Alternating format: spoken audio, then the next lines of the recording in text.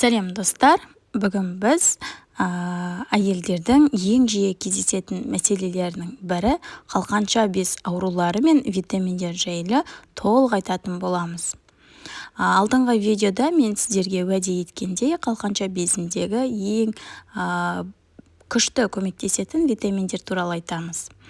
Негізінен витаминдерге деген мен сіздерге қалқанша безінде егер сізде түйіндер болатын болса, яғни ол түйіндер оның ішінде злокачественный болмаса, онда мен сіздерге бұл түйіндерді бір күн, даже бір сағаттың ішінде қалай кішірейтуге болатындығы туралы айтатын боламын.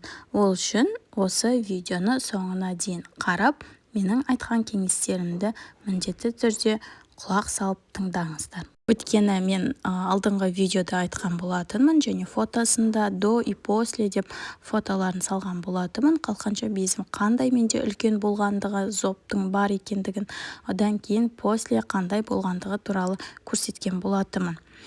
Фотоларын, бірақ қандай процедура жасап, оны мен қалай кішіреткенді айтқан жоқпын. Сол үшін осы видеоны мұқият соңына дейін тыңдайық.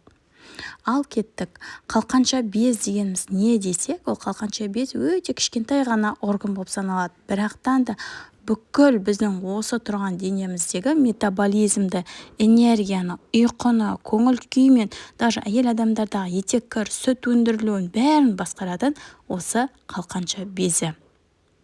Сондықтан қалқанша безіне арналған витаминдерді дұрыс таңдау, бұл тек қана қосымша емес, осы емнің негізгі 50% болып саналады.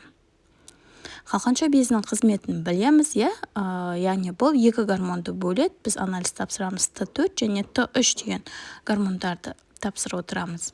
Қызметі туралы жаңа айтып кеттік. Негізінен бұл гормондар бізде жаңағы айтқан Т4 және Т3 гормондары йод, селен, темір, цинк сияқты микроэлементтерге тікелей тәуелді болып келеді. Яғни витаминдер қалқанша бездің құрылыс материалы болып келеді. Негізінен зоб дейміз, многоузловой, диффузный, аутоиммунды дейміз, бұл бездің ұлғаю немесе түйіндердің пайда болуы болып келеді. Бірақ әр түрінде ем және витамин таңдау бөлек болып саналады. Яғни многоузловой зоб, бұда түйіндер көп болып келеді, бірақ гормон деңгейі қалыпты болады. Ал бұл жағдайда біз йод қабылдаймыз. Йодты біз абайлап қабылдауымыз қажет. Яғни артық йод қабылдап қоятын болсақ, онда түйіндер ұлғайып кететін болады. Оның орнына бізде ең қолайлы болып келетін ол селен, цинк, магний және Б тобының витаминдері. Ал диффузды зоб дейміз, бұл түгел без ұлғайып кеткен. Егер ТТГ қалыпты болатын болса сізде, жеңіл йод жетіспеушілігі болуы мүмкін. Мұнда сіздер микродозада йод, яғни 100 микрограммға дейін пайдалануға болады. Селенді міндетті түрде қосамыз. Ал егер де аутоиммунды тиреоидит болатын болса, мұнда иммунитет безге шабуыл жасайды. Сондықтан йод қатаң түрде шектеледі. Басты акцент бізде селенге 200 миллиграммнан ішеміз, мырыш және D3 витамині және де омега мен магний витаминдерін ішуіміз қажет. Енді қарайықшы. Любой біздің денеміздегі аурудың қозуы бұл адам организміне темірдің, яғни ферритиннің низкий болуы, сонымен қатар D3 витаминінің низкий болуы, бұл көбінесе осы түйіндердің, кисталардың, миома деп жатамыз, осы көп ауруларға себепші болып келетін осы D3 мен ферритиннің низкий болуы. Сондықтан ең бірінші акцентті осы екеуін тапсырып анықтауға болады. Ал қалған витаминдер айтып отырған селен, йод, мырыш, омега-3, магний дегендер, бұлар белгілі бір жаңағы органға бағытталған болып келеді. Мысалға алған кезде, қазір біз қалқанша безін айтып отырық. Ал D3 мен ферритин төмендеу, бұл бүкіл организмнің состояниесінің төмендеп кетуі, иммунитеттің уже нөлге кетуіне дейін алып келеді. Келесі біз айтамыз гипотиреоз, яғни бұда ттг жоғары болады да Т4 төмен болып келеді. Яғни бұл ең жиі кездесетін түрі болып келеді. Негізгі белгілері шаршау, салмақ қосу, су ұстауы, яғни ісінуі, шаш түсуі және депрессия.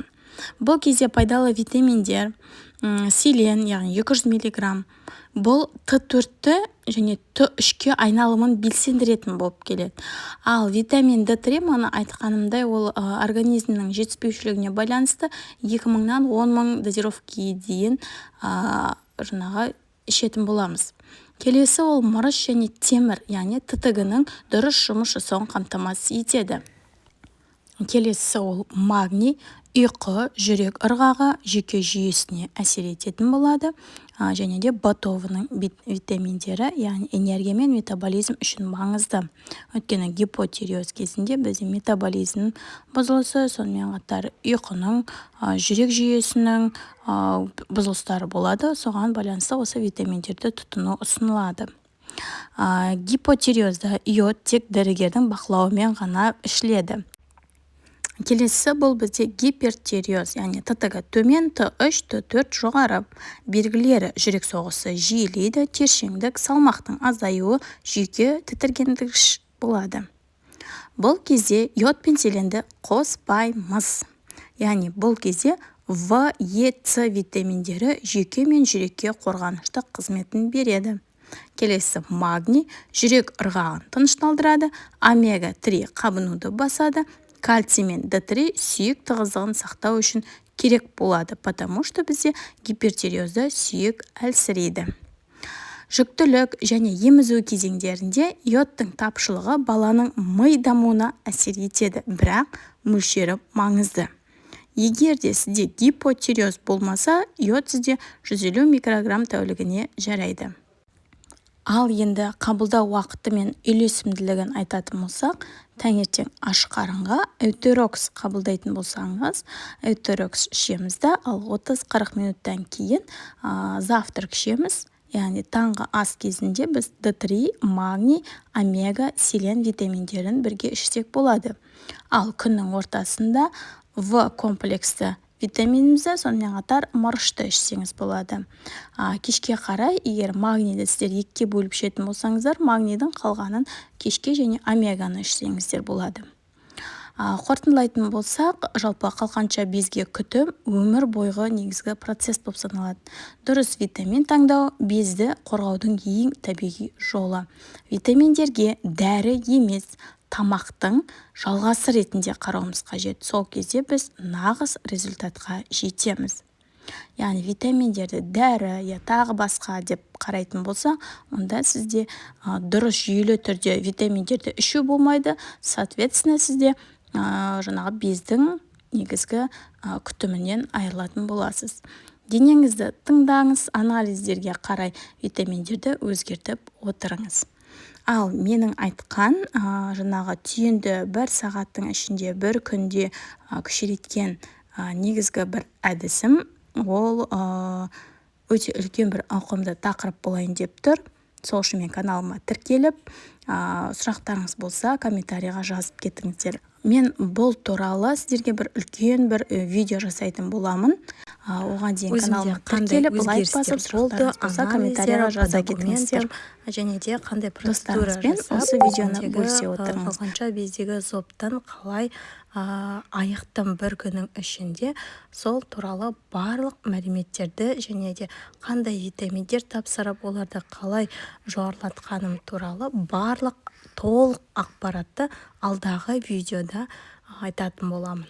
Және де мен өзімнің мана айтқандай до и после фотоларымды алдыңғы видеода толығырақ тағы да қандай препараттар, дәрілік көмектер ішкенім туралы айтқан болатынмын. Оның барлығы мен видеоның астына ссылкасын тастап кетемін. Сол арқылы өтіп, соны да міндетті түрде қарап шығыңыздар. Және де алдыда шығатын видео үшін қоңыраушаны басып қойыңыздар. Ешқандай видеомды жіберіп алмаңыздар.